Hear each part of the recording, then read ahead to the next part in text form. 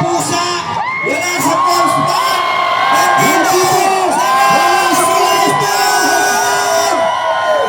Nandito na ang ating idolo, Congressman Gino Pasasa!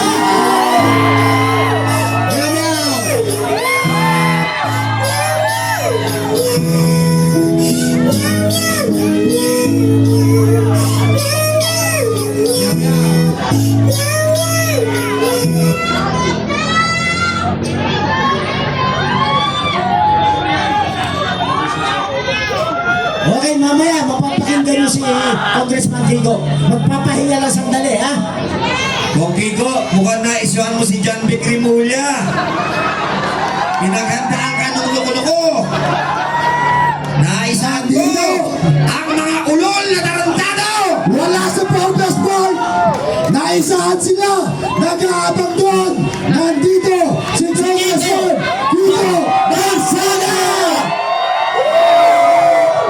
Napakatalino talaga ni Gigo! Dahil naisahan niya si John Vic Rimulya! Si John Vic ngayon ay naroon sa Ports Park! Hinahantay niya doon si Kong Gigo! Si Kong Gigo nandito na!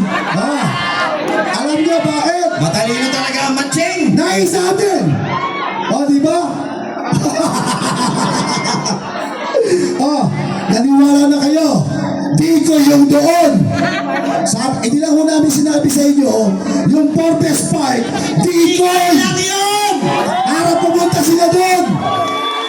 Ginawa po talaga namin yun, Gigoy. Kaya yung mga nagsasabi sa social media, hindi kayo pumunta sa Portes Park. Gigoy nga yun eh. Okay. Babalik na muna ang ating kasamahan. Power!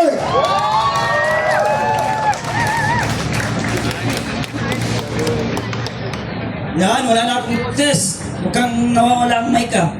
Mahirap pala pag huli ka magsalita kasi amoy ng mic lang ang nakakapuro. So, ayan! Buhay pa ba kayo? Handa na ba kayo? May lighter na bang lahat? Para sa candle lighting, baka mamaya masupi na naman ako. No? Paglabas ko sa CIDJ, tumawag ang TV Patrol. Kuya Park, pwede ka bang ma-interview? Sabi ko, oo, pwede. Sabi niya, hindi ka ba nagulat?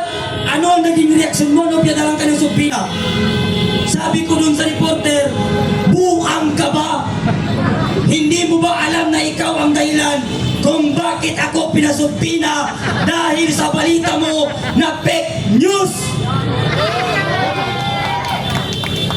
Buang yata to, sabi ko. Tatanungin niya ako kung hindi ako nagulat. Siya ang dapat magulat. Kaya para hindi niya nakaalam na siya yung dahilan kung bakit ako pinasubpina. Ngayon, kaya tayo naririto dahil sa pagkikipaglaban kontra korupsyon, sapagkat napakalala na ng nakawan korupsyon sa ating bansa. Sa sobrang lala, kung naalala niyo nung September 21 na rally, doon sa Luneta, mayroong isang babae na nagtataas ng kamay na kumakanta, sabi niya, Marcos Duterte walang pinag-iba.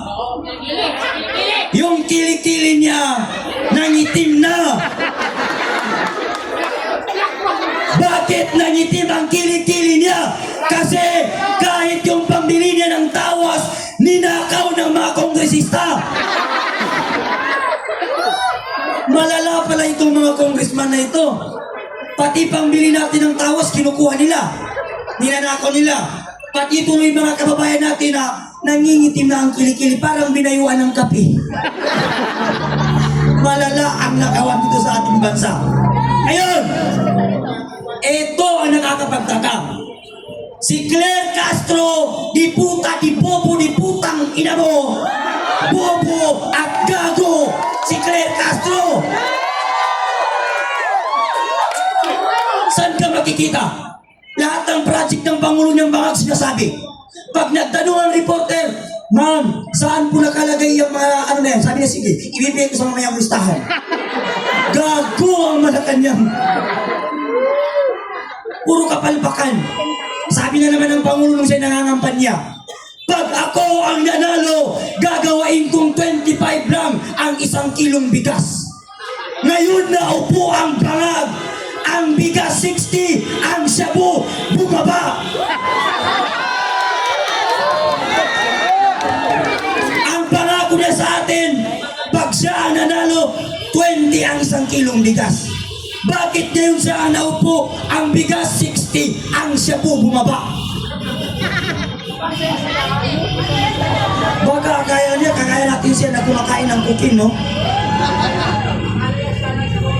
Noong sona niya, ano ang sabi ng dating Pangulo? 15,500 na po ang ating nasisimulang flood control at mas marami pa tayong gagawin. Saan mo nilagay, Mr. President? Pinanggal ng barko? Oo, napaliw ka lang nung sinabi mo yon. Pangalawang sona niya, anong sabi niya? Marami na po tayong napapatubigan at mas marami pa tayong patutubigan. Ano ang tingin mo sa Metro Manila? Irrigation? Ano ang tingin mo sa Pilipino Palay? Bangag itong Pangulo natin. Pinatubigan nyo tayo. Anong tingin mo sa Pilipino Palay? Anong tingin mo sa Balintawak, Quezon City, Pasig, Bulacan? Irrigation? Napatutubigan mo? Sabi naman niya, mahirap kasing resolbahin yung mga baha. Kasi yung baha, yung bagyo, hindi na sumusunod sa dating schedule eh. Buwang ka pala eh. Siya pala ang nag-schedule ng bagyo. Buwang na Pangulo ito. Talagang buang. Kaya ko sinabi, etong administrasyon na ito, Congressman Abante, Zaldico, Martin Romualdez, BBM, lahat pa na nasa administrasyon ito, utak hipon! Bakit? Alam mo kung bakit ko sinabing utak hipon? Bakit? Kasi ang hipon, naghalo ang tayo pati utak na hindi kayang paghiwalayin ang tama at mali. Ha? Sino ang top 1 na utak hipon? Si Congressman Abante. Ngayon, Abante, bagyo, may baha. Ito na ang panahon para palitan mo ang apelyido mo. Hindi na Abante. Alam niyo kung ano? No! Atras. Bakit? Ang hipon, pag lumalangoy, hindi pa Abante, patras! Kaya ngayon, si Congressman Kiko Barzaga nandito ngayon. Bakit? Punong-puno na siya sa nakawan at korupsyon sa ating bansa. Bakit? Hirap na si Congressman Kiko Barzaga. Isa siya sa mayroong pinakamalaking binabayarang tax sa Pilipinas.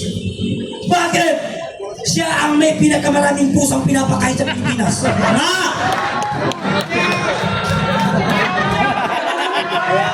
Kaya ngayon, nanawagan ng people power si Congressman Kiko Barzaga. Kasi isa siya sa may pinakamalaking tax na binabayaran. Kaya yung mga Pilipino dyan na may kalapate, may aso, may pusa, pumunta kayo rito dahil inyo patitain nyo tayo ng pusa nyo. Anong gagawin? Ipakain natin sa mga pangulong yan, mga bangag. No? Huwag na daw tayong mag-alala, sabi ng Pangulo. Kasi ang baha, iipunin niya at meron din araw na gagamitin niya. Siguro itong Pangulo natin si BBM, yung utak niya nasa talampakan. No? Isa pa yung asawa niyang parang zombie kung maglakad. Nakita niyo kung paano maglakad? Grabe! Nakakahiya sa isang Pangulo, bangag na nga ang presidente, pati asawa, parang zombie kung maglakad. Penguin kung maglakad. Siguro kung naging zombie siya, ganito siya maglakad. Ang dapat sa'yo, Araneta Marcos, huwag kang mag-down kasi hindi bagay sa'yo. Para kang patay na naglalakad. Napakapangit. Tignan. Napakaraming kapalpakan ang ginagawa ng gobyerno ito. Sabi ng Claire Castro, di puta, di bobo, di gago. Yan ang pinaka-bobo na tagapagsalita ng Malacanang, si Claire Castro. Kung nanonood kay Claire Castro, mahiya ka naman, napaka-bobo mo. Bobo ka na nga, gaga ka pa. Sasabihin niya, walang time ang Pangulo para dyan. Napakaraming ginagawa ng ating Pangulo. Inaayos ang ating bansa, pinapakalawak ang ekonomiya. Pinapalawak, pinapaganda. Ang pinamumunuan mo, Mr. President, binaha, nilindol, nasunog. Kasi hindi na sila sumusunod sa iyo. Bakit? Ang nagpapatakbo sa administrasyon nito, patay na. Siya mismo nagsabi, pag hindi na kaya niresolve ang problema, tinitext niya ang tatay niya. Sabi niya, Papa, anong gagawin ko? Hindi ko na kaya, lupog na sa Bang Pilipinas. Ano ka, San Miguel? Sa ang daming pwede mong pagkunan ng advice, patayin pa na tatay mong magnanakaw rin. No? Ano kayo, si San Miguel? Na pag nakalistro, si San Miguel ang panalo. Pag ginanong mo, sino ang panalo? Si Satanas. Hindi na daw sumusunod sa schedule ang Lim Bagyo. Kumukuha pa siya ng advice sa tatay niya. Puro palpak ang plano niya. Dapat Bongbong Marcos, mahiya ka na. Kasi nakikita mo ang mga Pilipino, ayaw na sa'yo. Ama! Sinusuka ka ng Pilipino. Ama! Mas nauna pa akong pinadala ng subpina kaysa kay Martin Romualdez. Alam niyo ba? Noong September 21, nagsalita lang ako, handa na ba ang lighter? Pagkabukas, andyan na ang subpina. Bakit yung nakawang sa gobyerno, bilyon-bilyon? Na-mention na masyado si Zaldico, Martin Romualdez, bakit hindi makulong? Kasi tayo, mahirap. Sila, mga butete. Kaya yung mga barya nyo sa bulsa nyo, ingatan nyo. Baka pati yan, nakawin nila. Nakikita nyo yung mga barko? Araw-gabi nandyan sa dagat, pero hindi lumulubog. Bakit? Kasi kapitan lang ang meron, walang congressman. Tayo nasa city, binabaha. Kasi ang daming congressman na buhaya. Isa pa yan si Jela Alonte. Sino nakakakilala kay Jela Alonte? Jela Alonte na yan. Ang lakas ng loob niyang sabihin, wala akong utang na loob sa Pilipino. Gaga! Gago ka, gaga ka pa. Paano mo nasisikmura na sabihin na wala kang utang na loob sa mga Pilipino? Yang pambili mo ng napkin, yang pambili mo ng bra, panty, pati pagkain mo, pati bahay mo, pera at pawis ng bawat Pilipino. Ha? Yang sinasahod sa inyo, tatay mo, pamilya mo, na pinagmamalaki mo sa political dynasty ka, pera ng taong bayan yan. Diba? Tapos sasabihin nyo, wala kang utang na loob? Kaya sa lahat ng anak ng kontraktor, politiko, at lahat ng nakinabang sa flood control project, gago, tanga, inutil. Ama!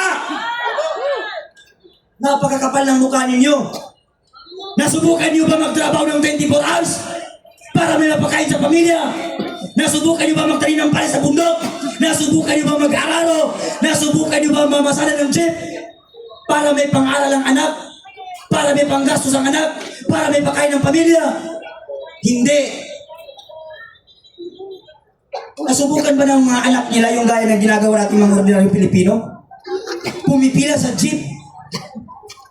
Pag-alis natin ng bahay, press na press. Pagdating sa school o trabaho, parang lumpia na sinausaw sa mantika. Wala na, oily na. No? Kaya tayo nagtipon-tipon dito para wakasan at ipanawagan kung meron pang natitirang kapal na mukha, yung Pangulo na yan, marapat lamang na bumaba na siya sa pwesto sapagkat ayaw na at sawa na ang Pilipino sa kanya.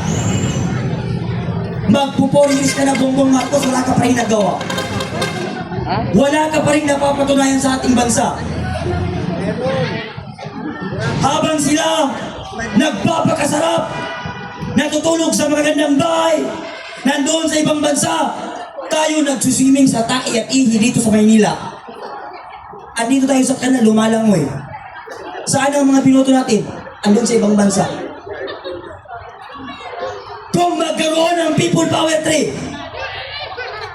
gumuho tayo dakdak. Noong una, nag-people power din sila. Umalis si Marcos, umalis si Erap, people power na naman, eto na naman tayo. Hanggat hindi natin gayaan ang gaya ng Nepal at Indonesia, hindi matututo ang mga politikong namumuno sa atin. Tama! Kaya dapat maeksampulan yung mga politikong kungkung na yan. Balatan ng buhay, kilawin. Utangin na yan. May libang ba siguro yan? Kayo na lang sigurong kumain. Eh kung si Martin Romualdez mukhang ang asim. Pati si Jaldi ko ang asim. No? Maasim ang mga mukha nila, kakapal ng pagmumukha nila. Mga gago, mga tarantado, mga inutil. Dati ang akala ko ang buhaya nasa tubig lang. Ngayon nasa Malacanang na sila, nasa House of Representatives pa sila. High-tech na, nakabarong pa. Dati ang buhaya kinakain karnilang kinakagat tao. Ngayon arte na. Pera na ang kinakain. Ayaw ng barya, gusto bilyon. Trilyon-trilyon ang gusto nilang kainit na kawin. Kaya sabi ko sa CIDG, maubusan kayo ng papel, kakasubpina niyo sa akin. Kahit isang truck pa ang dalhin yung subpina, kahit nasa loob ako ng kulungan, magsisigaw-sigaw ako dyan. Sabi ng pulis sa akin, sir, ba't mo gustong makulong? Kasi nagpahuli ko, ayaw ko huliin. Sabi ko, sir, gusto kong makulong. Bakit? Kasi sabi ko doon sa loob ng kulungan, hindi ka na magtatrabaho, hindi mo na problema kakainin mo, hindi ka na magre-rent ang iigaan mo. Pakakainin ka nila doon. Meron ka pang igaan. Sabi nung pulis, sa lahat ng tao, ikaw lang ang ibang prinsipyo. Gusto mong makulong dahil uupo lang? Sabi ko, oh sir, pagod na ako sa labas eh. Di ba? Puro nakaw, ilang pangulo na ang binoto natin. Pero, umunlad ba ang Pilipinas? Umunlad ba o hindi? Yan. Nagalit pa ang mga taga-Luzon dahil minura ko sila. Sabi ko, putang ina ng mga taga-Luzon. Eh, totoo naman ang putang ina nila eh. Ayaw nilang lumabas eh. Tayo na ngayon nandito. Galing ng Cebu. Galing ng Mindanao. Asa na yung mga taga-Tondo? May taga-Tondo ba rito? Taga-Tondo, wala? Oh, sabi ng mga taga-Tondo, mas matapang ang taga-Tondo kaysa Mindanao. Asa na kayo ngayon? Asa na ang taga-Tondo? Saan na yung may mga tato? Pati itlog may tato. Bibilib lang ako sa tapang mo kung makisama ka at makilaok dito sa laban nito kontra korupsyon. Maraming salamat at magandang gabi. Bayan, fake news ang TV Patron. Okay? Ang panggarabi at kayo amin masanto siya labi at sa kayo amin maya pabengi po maray na banggi nga yung gabi sa tanan. Hindi po ako politiko, so hindi po ako marunong nung drama na kailangan mag-resign lahat. Gusto ko lang pong i-share sa inyo yung pong corruption hindi lang po sa flood control. Meron po tayong 12 milyon na senior citizen. Meron pong batas na nagbibigay ng social pension.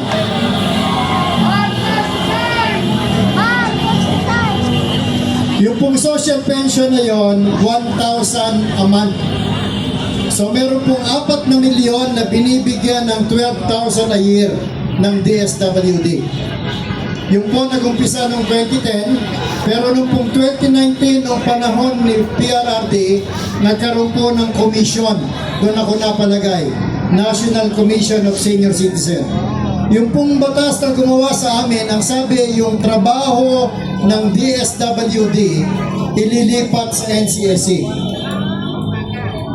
Yung pong pamimigay ng DSWD ng social pension, hanggang ngayon, 4 na milyon na senior citizen, binibigay nila ng cash.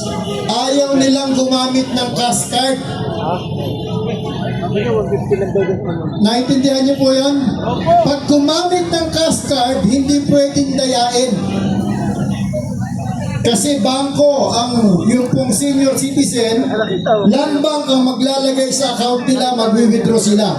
Magmula noong 2010 hanggang ngayon, ayaw baguhin ng DSWD. Sa susunod na taon po, 54 billion yung pamimigay ng DSWD. Noong pong September 18, naglabas si BBM ng executive order. Ang National Commission of Senior Citizens ililipat sa DSWD. Galing sa Office of the President. Wala pong problema yon. Ang problema, yung social pension, ayaw ibigay ng DSWD. Pumirma si Marcos, si BBM ng executive order na DSWD ang magpapatuloy ng pamimigay ng 54 billion na social pension. Pagka po dinaya ng DSWD ang 10%, meron po kaming balita na maraming mga patay na nakakakuha pa sa social pension. Meron po kaming balita na pated yung pamimigay nila ng pera. Pagka po 10%, ibig sabihin ang makukurakot ng DSWD, 5.4 billion. Pagka po 1% na lang, 540 million. So pakiusap ko po, intindihin po natin, hindi po flood control lang ang corruption. Marami pong corruption sa mga ahensya ng gobyerno, kasama na po ang BIR, ang LTO, ang Customs, pati DSWD. So pakiusapan niyo po yung ating mga kasamang senior, yung po mga nanay at tatay ninyo, na baka pwedeng gumawa sila ng paraan, mag-ingay sila. Ipamukha natin sa taong bayan na kinukurakot ng DSWD yung social pension, kaya ayaw nilang ilipat sa NCSC. Wala po ako sa NCSC ngayon, so hindi po yung pagiging commissioner ko ang dahilan. Hindi na po ako commissioner. Ang sinasabi ko po is bantayan natin. Sabihin natin sa ating mga kapwa, lalo na sa mga senior citizen, niloloko tayo ng gobyerno. Pakiusap natin, isigaw natin, tanggalin sa DSWD yung social pension para maipamahagi ng tama. Hindi lamang po yun. Meron din po yung mga riders natin.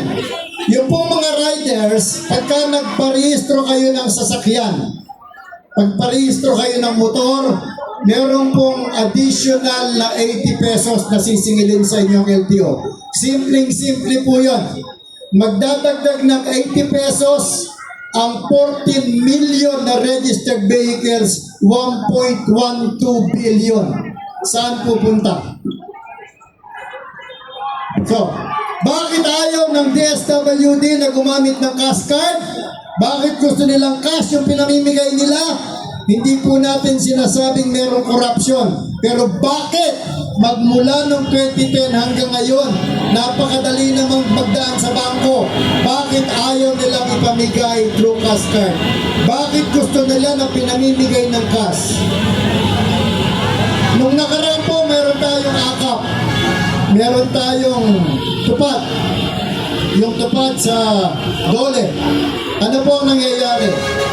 Politiko ang nagsasabi, hindi dole. Hindi dole yung mamimili nung nangangailangan. Politiko ang magsasabi.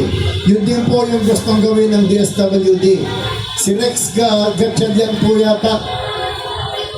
yung secretary ngayon mukhang gustong tumakbong senator sa 2028. Kaya ayaw niyang malipat sa NCSA yung 54 billion na social pension. So sigaw po natin, hindi lang po flood control ang corruption. Marami pong corruption sa gobyerno. Hindi natin napapansin. Billion din po ang halaga niyan. So panahon na po para palitan. Paano natin gagawin yan? Ipamukha natin. Kahit sino makausap natin, lalo na yung mga senior, ipamukha natin, corrupt yung DSWD. Kinukurap nila yung social pension, 54 billion. Kapag ka po naisisigaw natin yan, baka naman magdalang hiya.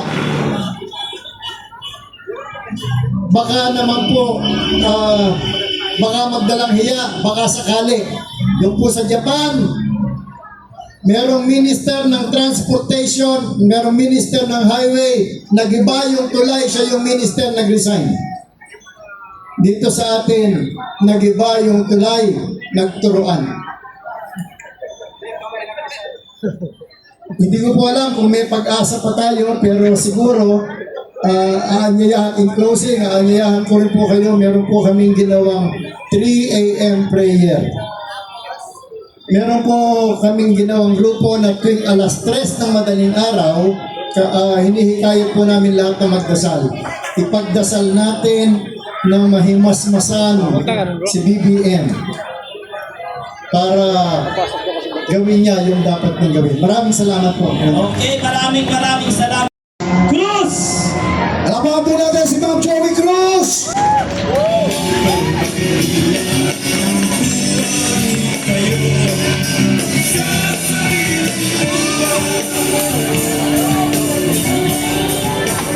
Marcos resign!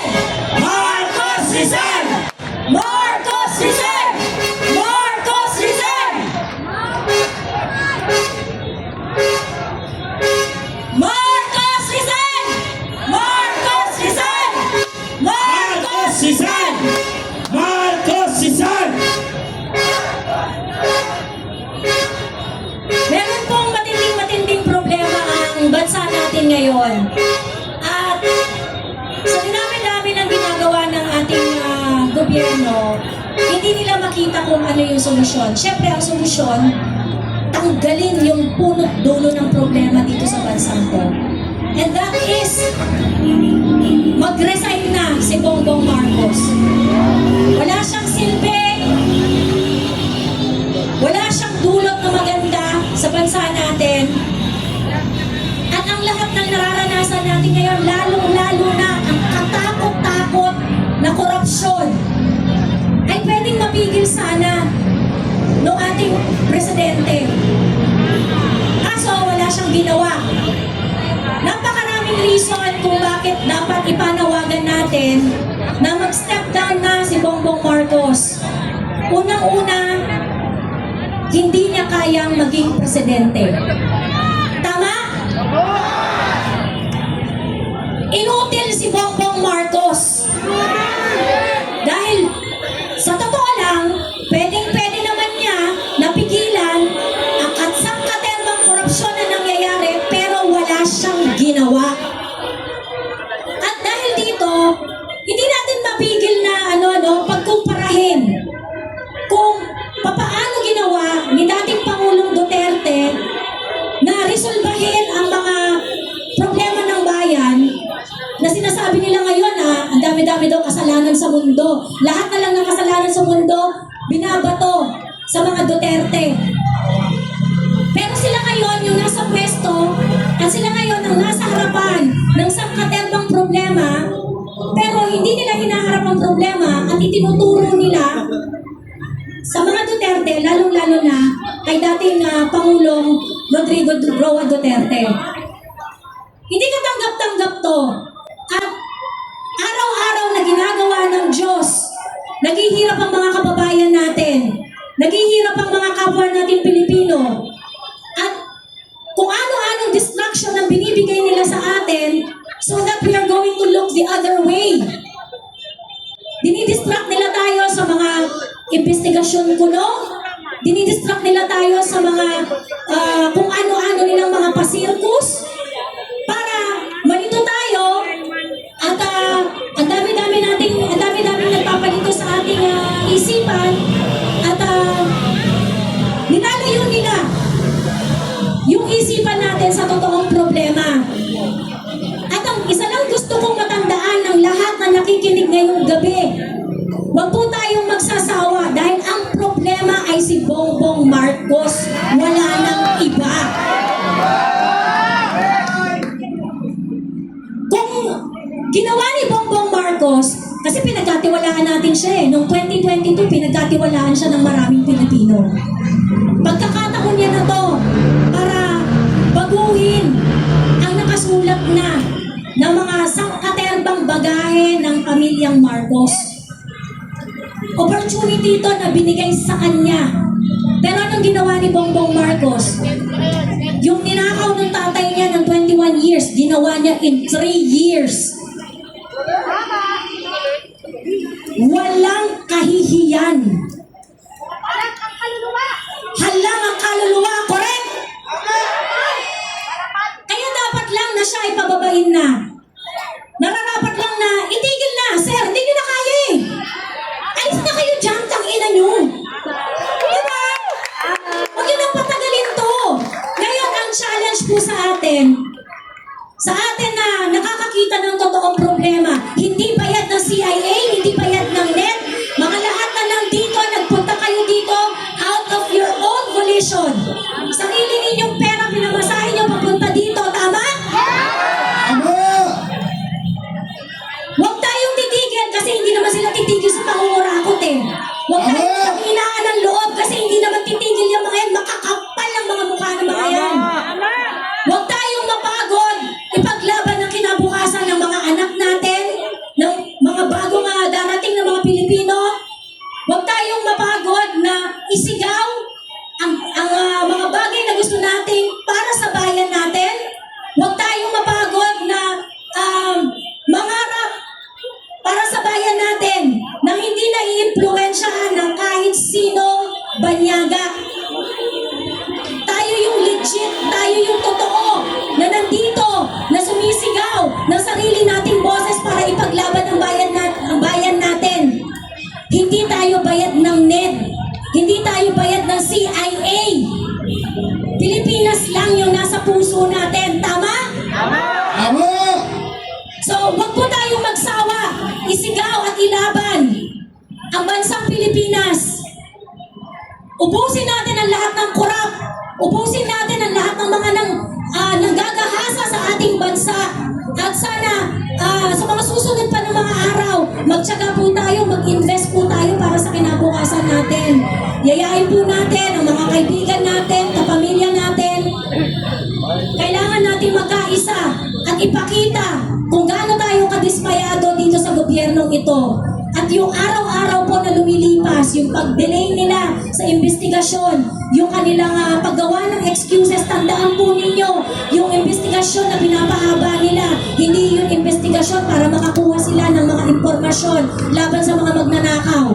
Nagtatago na yan. Yung mga ninakaw nila, nililigpit na nila. Kaya mas maigting dapat ang panawagan natin. Habang pinapatagal po natin ito, lalo nilang naibabaon yung kanilang mga ninakaw, tinatago nila para hindi na natin makita. This is an urgent call.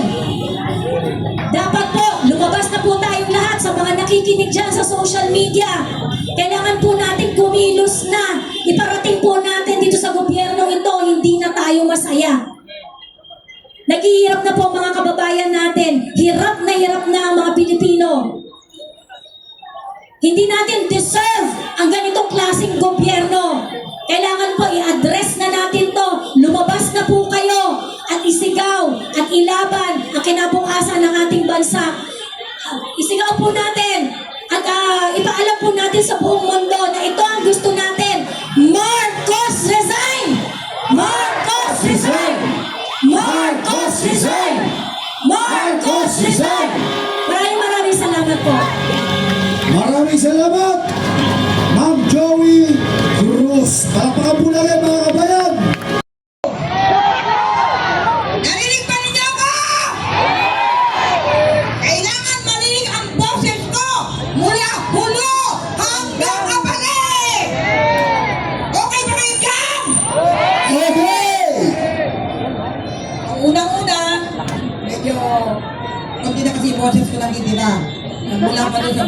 ng bansa. Hanggang doon sa Liwasang Bonifacio. Hanggang doon sa Mendiola. Kaya iibahin ko naman ang aking mensahe ngayong gabi. Okay? Okay! Today is a gift to each and every one of us. Bakit nabanggit ko yun at nasabi? Dahil tonight is not an accident. Kaya nandito tayong lahat. There is a plan of God sa lahat ng mga Pilipino. Lalong-lalo na yung mga nandito ngayon. Okay ba kayo dyan? Mabuhay ang Pilipinas! Sa buong mundo!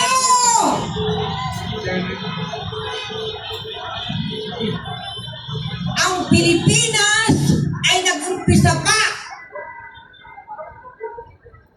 sa paghahari ng mga Espanyol sa loob ng 377 years. Nabanggit kanina nung isang nagsalita dito na hindi nakukuha yan sa dami. Hindi nakukuha yan sa quantity. Nakukuha yan sa quality. Bakit? Sino bang lumaban sa 377 years sa mga Spaniards? Isang tao lamang. Sino siya? Si Dr. Jose Rizal. Alam ba ninyo yun, mga kabataan?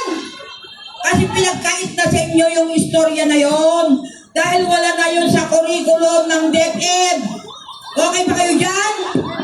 Si Jose Rizal ay lumaban para makalaya tayo sa mga Spaniards. At binili tayo ng Amerika sa loob ng 48 years. Nang pagsakop ng ating Amerika, nagkaroon ng Treaty of Paris.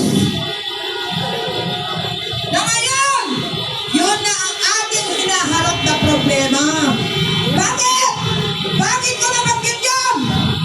Dahil yung Treaty of Paris ay meron lamang visa na 40 taon. At ito ay matatapos sa susunod na 2026. Alam niyo naman ang Amerika, di ba?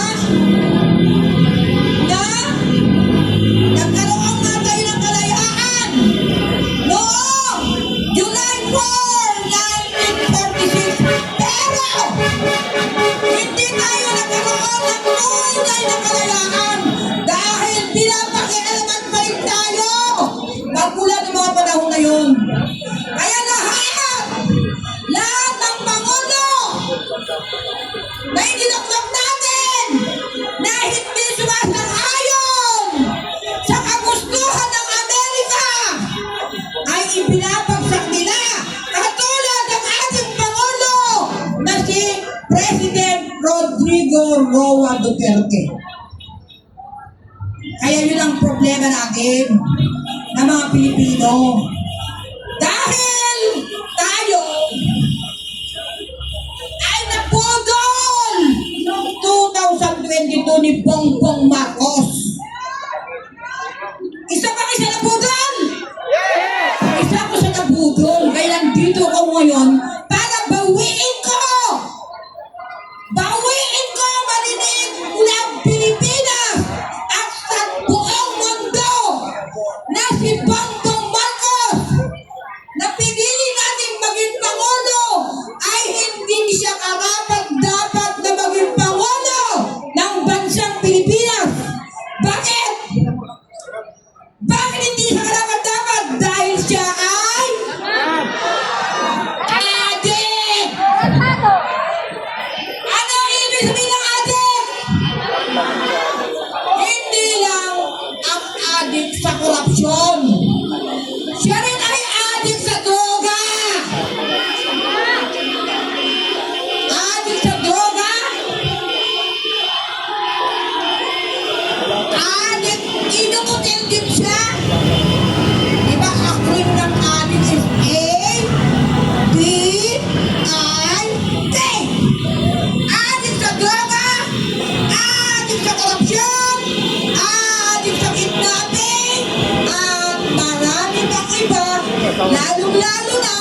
Kaya hindi sa karapat-dapat na pinuno ng bansang Pilipinas dahil sa pakikipagsabwatan niya sa Amerika na kung saan hindi ba nyo alam ng Amerika ka noong October 2, 2025 taong kasalukuyan baksak ang kanilang economy. So yun ang dahilan kung bakit nag-i-interest sila na maipasa uli o pumayag si Bongbong Marcos para ma-extend yung Treaty of Paris na magtatapos sa susunod na taon. At alam ba ninyo, magmula nung umupo si Bongbong Marcos noong 2022 dahil sa pakikipagsabwatan niya sa Amerika, dumami na ang cases natin sa Pilipinas. Nakumpisa sila paglagay sa Kalayaan Island. Kung noong 1998, pinalayas sila dito, naiwan na yung Subic, naiwan na yung Clark, naiwan na yung Cavite. Ngayon, halos 35 beses na meron sila dito. Dahil papayag ba tayong mga Pilipino na mangyari yung nangyari katulad ng Ukraine? Papayag ba kayo na milyong-milyong Ukrainian ang namatay? Hindi kayo papayag dahil yun din ang plano nilang mangyari, dahil gusto nilang makuha pa rin yung pinaka-powerful na bansa sa buong mundo at ang number 1 nilang kalaban ay China. Kaya hindi kayo papayag. Gagawin tayong sardinas, gagawin tayong sacrificing lang. Dahil sa ngayon, ang Amerika ay sunod-sunuran ang ating presidente Bongbong Marcos sa pakikilantin ng CPP-NPA. Alam nyo naman, ang mga CPP-NPA, saan pa nabubuhay yung mga yan? Saan pa kumukuha ng konti mga yan? Namatay na yung leader nila, si Joe Sison sa Netherlands. Kung saan nila dinala si Rodrigo Roa Duterte. Doon rin nila dinala. Para hindi makakilos. Para sa 2028, kung hindi tayo magkaisa, umpisa ng gabing ito. Kung wala tayong gagawin, mangyayari ang kanilang mga hindi magandang plano sa ating bansa. Kaya ang inyong lingkod, nandito ako sa inyong harapan ngayon. Nakikiusap ako na lahat ng mga Pilipino, hindi lang natin i-share yung mga nasa Facebook, kundi gawin natin in action. Huwag natin panghinayangan yung oras na nandito tayo. Dahil ito ay maririnig. Ang prayer ko dyan ay isa lang naman Ang problema natin, hindi maraming tao. Isang tao lang problema natin. Yung puno! Kung baka sa puno, dapat putulin! Dahil yung puno, namunga ng maraming masamang sanga at namunga ng maraming bunga. Kaya yun ang resulta ng ating dinadanas ngayon dito sa bansang Pilipinas. Hindi lang korupsyon ng flood control. Lahat ng klase. Pumunta kayo doon sa immigration. Nandiyan ang manufacturing ng pera. Pumunta kayo sa custom. Nandiyan din ang manufacturing ng pera. Pero lahat ng ginagawa nila ay hindi ayon sa kapakanan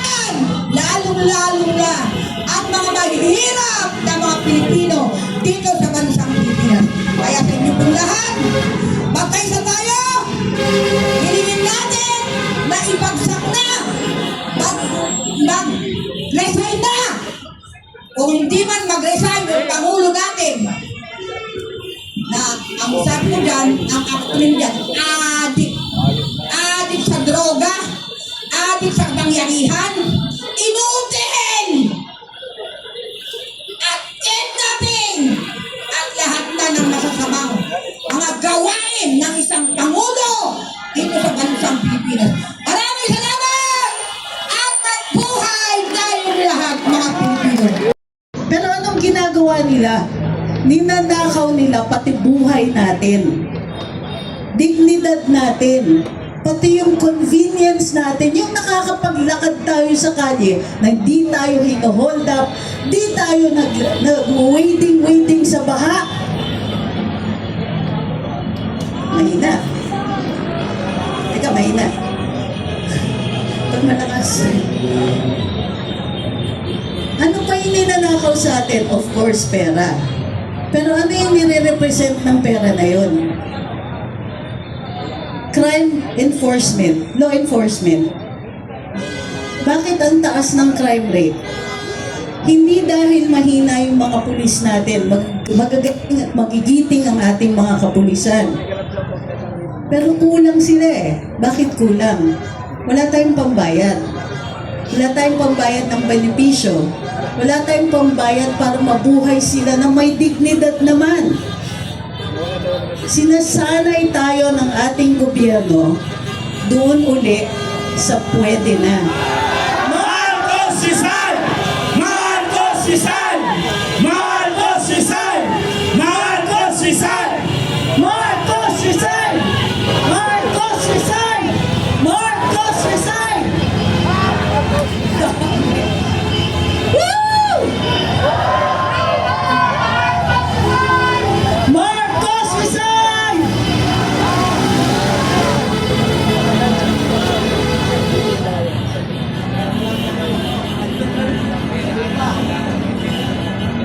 Kamusta ang kontrata?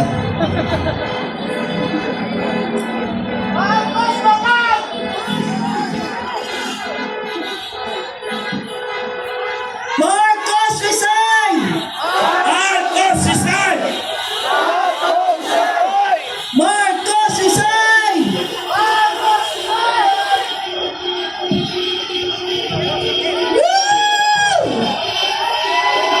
Mabuhay ang mga Pilipino! All!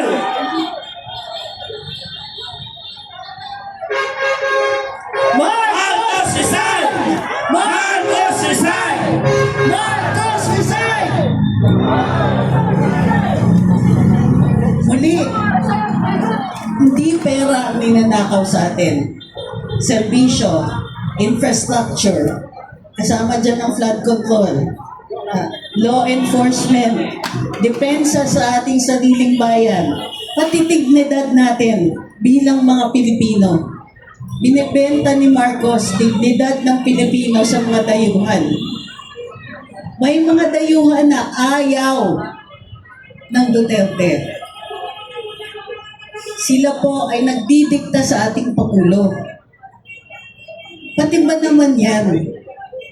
Pati yung kapirasong respeto para sa Pilipino sa buong mundo, nabenta na o ninakaw na. At some point, hindi na natin pwedeng tilisin. Minsan, di ba, sinasabi natin, magbabago din yan. Marcos Rizal! Marcos Rizal! Marcos Rizal! Marcos Rizal! Marcos Rizal! Marcos Rizal! Sumali na kayo! Very good. Para dun sa mga nanonood sa atin sa live, sa social media, live ba to? Yes! Kayo? Sali na kayo. Sali na po kayo. Kasi, ganong katagal natin titiisin to? Anong sasabihin natin? Anong ipagmalaki natin sa mga apo natin 5 years, 10 years from now? Na pinayagan natin. Ninanakawan tayo, nilalapastangan ng ating karapatan. Tapos ginugoyo pa tayo.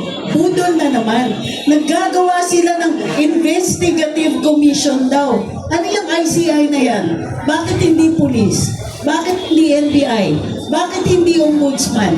Bakit kailangan gumawa pa ng panibagong investigative committee na Marcos Rizal? Marcos Rizal! Bakit kailangan gumawa ng committee? Mismo. Unang-una, para bumagal. Dahil mabagal, sino yung nakalabas ng bansa? Sabi ko! Dahil mabagal, at takot din yung ibang mga opisyales, dinig ko bukas, pinapatawag daw si Martin Romualdez. Tingin nyo may makukuha sila? Wala! Walang transparency! Correct. Marcos Rizal! Marcos Rizal! Marcos Rizal! Marcos Rizal! Sa mga kababayan natin dyan sa mga sasakyan! Saan na kayo dito? Marcos Rizal! Marcos Rizal! Marcos Rizal!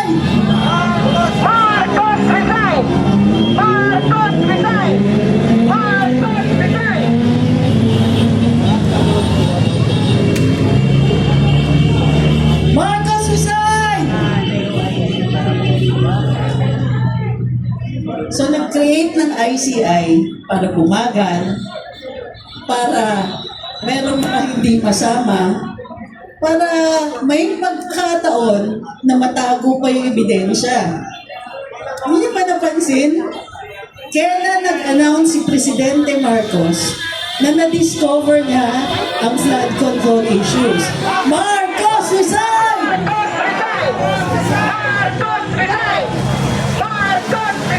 Di ba kayo nagtatanong? Bakit na-discover niya? Tapos lumampas 1 o 2 linggo, bago siya nagkaroon ng bright idea, nagagawa daw siya ng isang investigative body.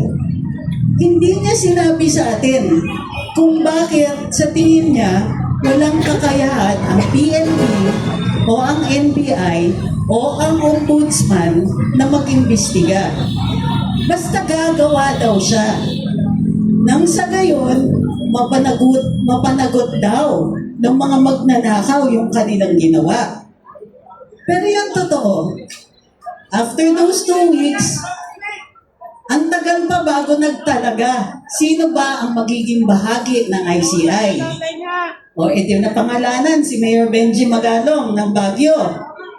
Ito naman si Mayor, nag-imbestiga talaga. Hindi siya nasabihan na, uy, charot-charot lang to.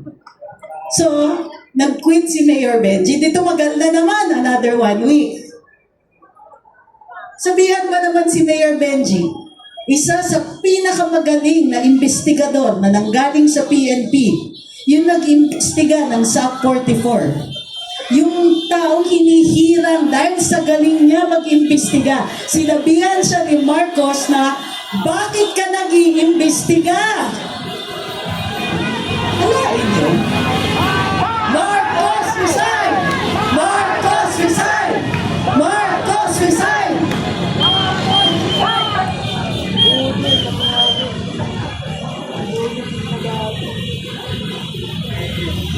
Isa yun sa dahilan kung bakit kailangan na natin mag-isip.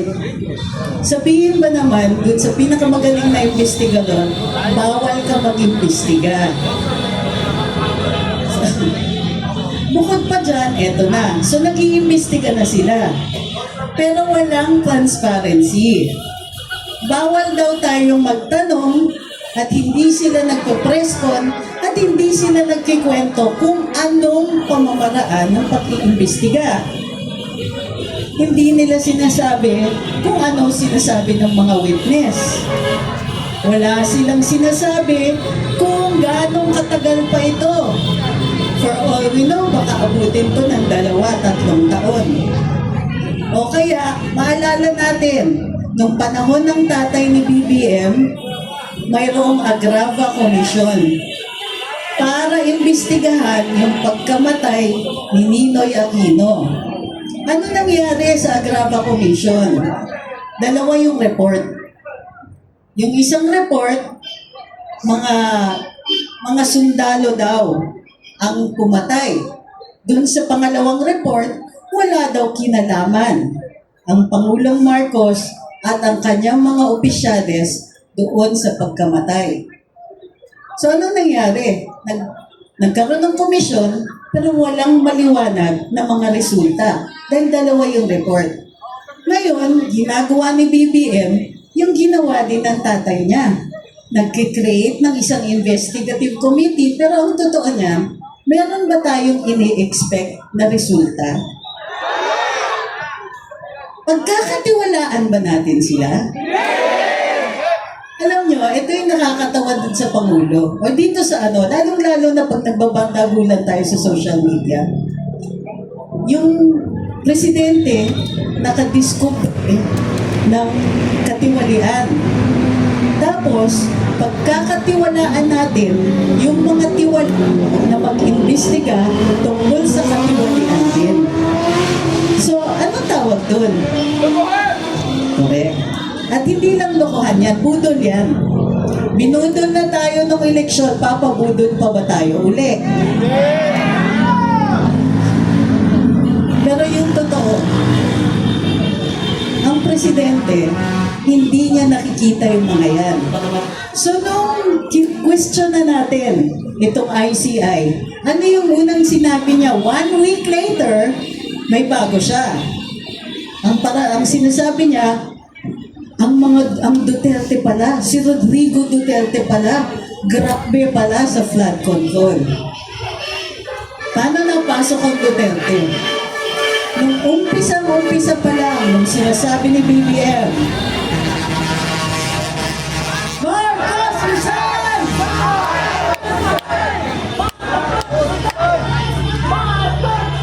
Umpisa pa lang, pinag-uusapan pa lang yung ICI. Tinanong na natin, baka naman gumagawa lang kayo ng investigative body, pero iuuwi nyo pa rin kay Duterte.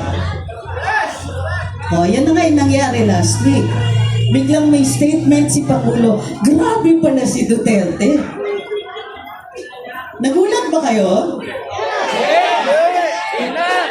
Hindi na nakakagulat yung mga ginagawa ng ating Pangulo. In fact, nakakalungkot na. Hindi niya makontrol yung nakawan, kaya gumagawa siya ng gimmick. Yung gimmick na yun, para hindi natin masyadong pagtuunan ng pansin yung mga magnanakaw. Gumagawa siya ng gimmick, gumagawa siya ng kontrobersya para uli pagbintangan ang mga Duterte. Bakit kailangan niya magbintang ng ibang tao? Kasi ang sarili niya, ang sariling gobyernong Marcos, walang nagawa. Pinagtatakpan lang niya yung kakulangan ng gobyerno niya by accusing somebody else na gumagawa ng krimen. Ganyan ang pagdagulan yan sa social media. Kunwari, sasabihin namin, ganito ang batas. Ito yung mali na ginagawa ng mga tao ni Marcos. Papasok ang call. Anong sasabihin ng call? Ikaw nga ganito ginawa mo eh. So, yun yung equivalent. Ang ginagawa ni Presidente Marcos is, sinasabi natin, ang daming korupsyon sa Marcos administration. Ang sinasabi ni BBM, ang mga Duterte nga malala. May mali dito. Tinuturuan niya tayo ng maling rason. Tinuturuan niya tayo na mawalan ng interes doon sa katiwalian ng Marcos administration. At instead, siniset up niya yung mga Duterte bilang mga kriminal para sila ang pagtutuunan ng pansin. Etong problema, nag-work ba? Naniniwala ba kayo sa kanya?